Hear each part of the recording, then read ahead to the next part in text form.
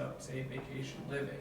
So it may look like late night snacking is the issue, but maybe vacation living is contributing to more of the calories. Which one would you work on in that case? And it sounds like you could work on multiple. Yeah, I think it's just in how you're measuring it and how you're interpreting. In this particular example, you're just either saying, it's almost kind of a yes or no, did I meet goal today or not meet goal? You could also do it by number of calories, like actual, I'm gonna plot my issues with, well, I ate an extra 500 calories at the birthday party at work today. I ate 200 calories or after work, or I got a beer after work, so that was an extra. So you could actually kind of break it down by, here's to your point, just to kind of understand where are the most calories coming from versus these are kind of more broad reasons. So I think it's just in how you decide to break the problem down. Just a quick thing I just noticed. Are you saying that on May 11th, there were 5 occurrences of late night snacking? Or what is the y-axis? Number of occurrences, right? Yes, this is number of occurrences. So to your point, Heidi, late night snacking happened on 5/11, but something else happened on 5/11. Travel for work also happened on 5/11. So we might have 2 occurrences on the same day. And if you dined out twice on the 14th, then you would put the 14th down What? 2 different times Yes. on the dining out. So the number of occurrences isn't actually like you only did that one time. It's actually just a running total. Yes, it absolutely is a running total. Number of occurrences is just a running total. And we're using the date because we want to know how that Right. matches up with our trend, right? So could that say date of occurrence? If you're plotting it more than once, could that, I'm just. Sure, if it helps, it makes Devil sense to advocate. you. Yeah, Absolutely. okay. Mhm. Okay. I think it's important too, again, another thing I don't like about this graph is the fact that it says root causes across the bottom. Those are issues or problems, but we haven't asked ourselves whether it's actually a root cause. We're gonna talk about root causes a little bit later, but just so you understand, we need to dig into those issues and problems a little bit more before we just say we're gonna solve this.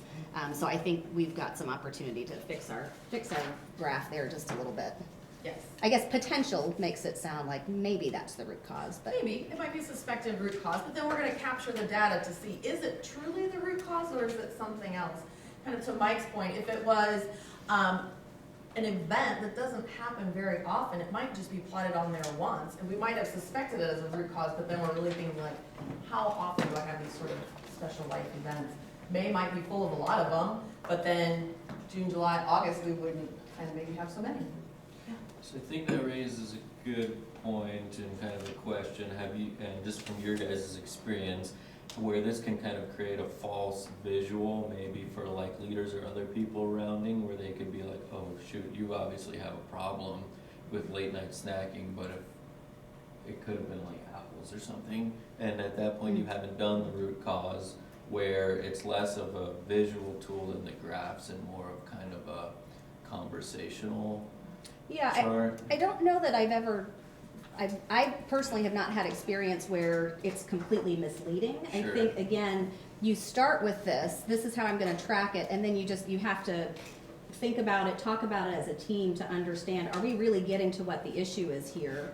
And we won't go into this completely, but we can actually do secondary and tertiary Paretos. So let's say that late night stacking bar went way up. We might then do a Pareto to say, what are we snacking on late night?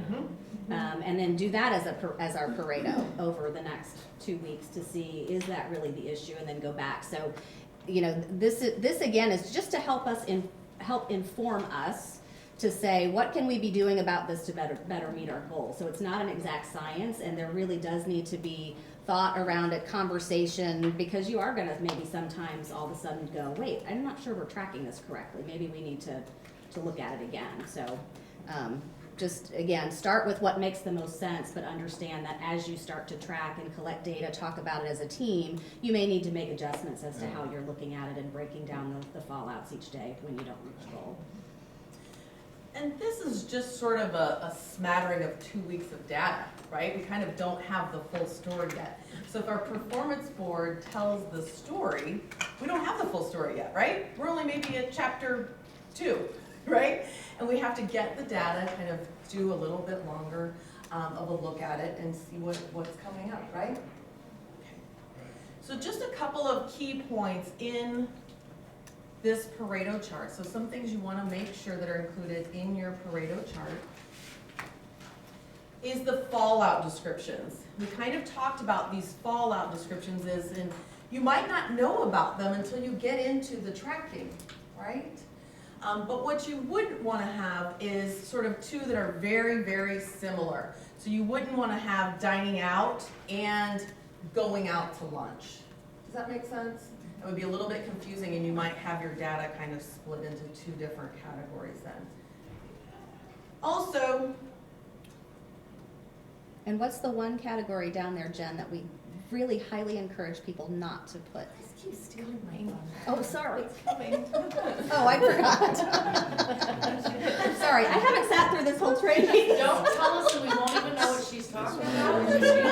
You You Scene, right? just keep going. Cut the scene. Yeah, oh Maybe the shoot, next yeah, one. I should have cut the scene and started. Oh, redo. Sorry, Jen, go.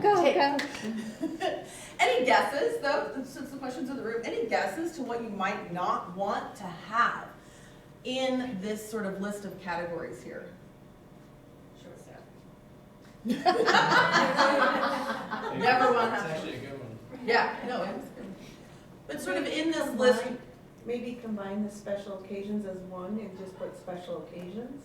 yes, you could definitely do life events with special occasions. Right. What you wouldn't want to have here is sort of an other or a miscellaneous, right? It's sort of a catch-all for things. Why wouldn't you want that? Yeah, it's just super vague, right? So that miscellaneous might be life events, right? It also kind of stops the thought process as to thinking, why really did that happen, right? I'll just throw it under miscellaneous and move on, right? So we wouldn't want to have that as a category.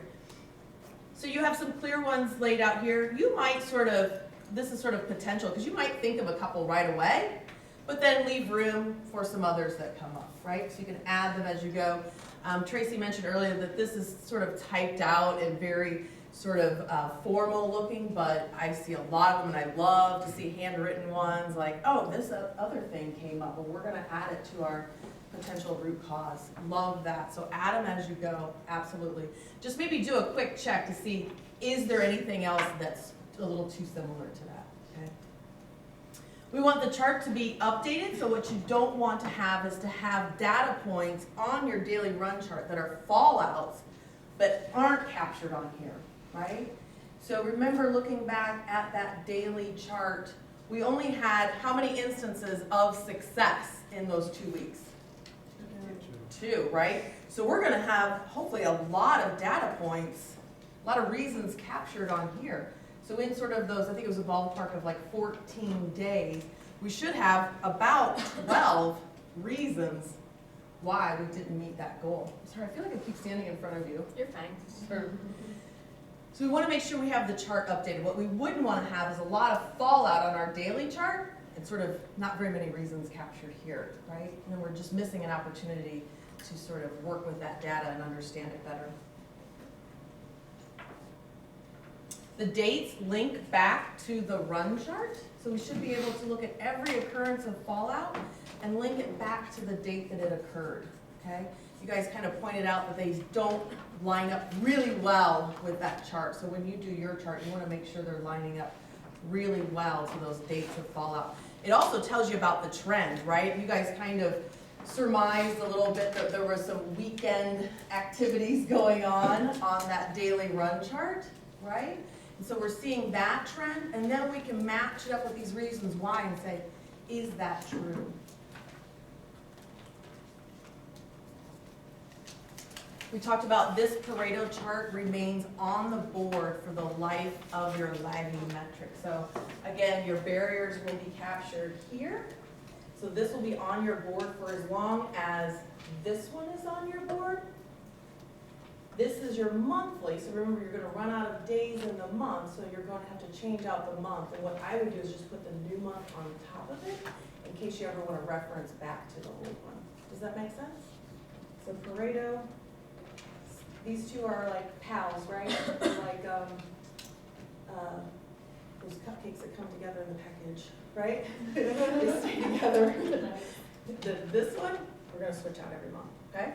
Any questions about that? Then you should be capturing a lot of data in here, okay? So over month to month to month, you should be capturing a lot of data. Again, we don't want many categories of other or miscellaneous. You guys identified why, because it doesn't really give you any data, it just is sort of vague and a catch-all. Any questions about this Pareto chart tool?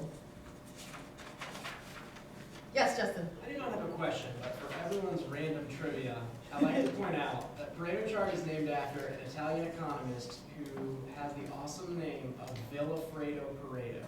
That is a really good name. Just for everyone's knowledge, that is his first name. That's his first name? Villafredo. Villafredo Pareto. Yeah, it's a good name. I know. I love If it. you're ever on Jeopardy Tournament of Champions, Villafredo Pareto. Villafredo Pareto. Now you're gonna think about that every time you see the Pareto chart. Awesome. Any other questions or comments about the Pareto chart? Fun facts? I love that. I'm totally gonna steal that. Is this the coolest tool you've ever seen? Raise your hand if you think yes. All right. Well, I hope that after this activity, you will even love it more, because you are now employed as a quality assurance person at Nabisco. Okay? This is gonna be a fun job for you. Your job is, as a quality assurance person, you're going to be in charge of consistency for the animal crackers in cookies.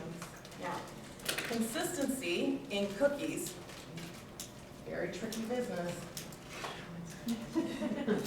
Why would we want consistency in our cookies? As a consumer, if you're consuming animal crackers, why would you want consistency in your crackers? Does anybody want to get less than great crackers? Maintain your quality, right? Right, especially if I'm gonna expend some calories on them, right? I wanna know I'm eating a llama and not some random blob, right? So in healthcare, our consumers want consistency too, right? So it's gonna be our job to ensure that consistency and quality. So I'm gonna pair you up into teams. Your teams are going to have jobs, and you're gonna identify some defects in the cookies. Don't eat them yet. You can eat all of the cookies after the activity. Get a little mess-proof napkin.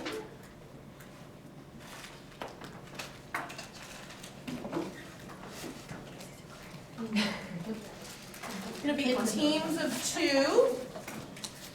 Once you have your supplies, give you directions. So the 2 of you can be a team, the 2 of you can be a team, you can be a team, you, so forth, so on. Does everybody have a bag of cookies? Do you want to give them another bag? We'll have some fun. We'll have some good tallies. Double up. Cookie crazy.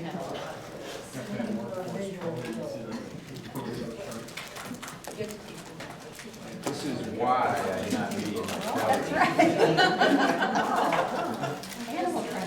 So this is actionable by you, Ron. You choose your job. Yeah, but this is my cooking. Oh, animal crackers or cookies? I love cookies. I don't discriminate by type. Okay, our job in quality assurance is going to be layered. So I want us to do the first part first. So you're going to spread your cookies out onto your placemat. And you're going to identify cookies that don't meet Nabisco quality standards. Should be none. So you might have cookies that are burnt, and we want to identify what burnt means. Burnt means what? Too dark? Some discoloration? Does this visual up here help you? A burnt cookie might look like this. You might have pieces that are broken. Broken's gonna be defined as not in one piece, okay? Then lastly, you have unidentifiable cookies. So interestingly, Nabisco has a standard that you must be able to identify your cookie from 4 feet away. 4 feet? 4 feet away. Can you see what that cookie is from 4 feet away? Or do they all look like hippos? Yes. Even when I put my glasses on, they look like.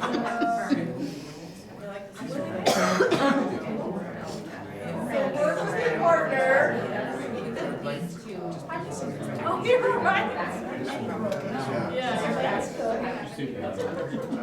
Categorize your cookies. Separately categorized or? How do you think it would be best? I didn't have any broken, she had a ton. You're as a team, so you're combining your data. So one of you can capture it, or you can both capture the same one. Take the flame apparently.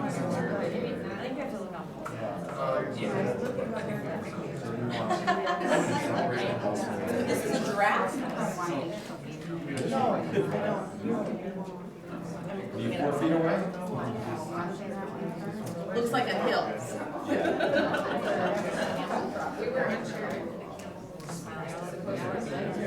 So could you have cookies that are broken and burnt?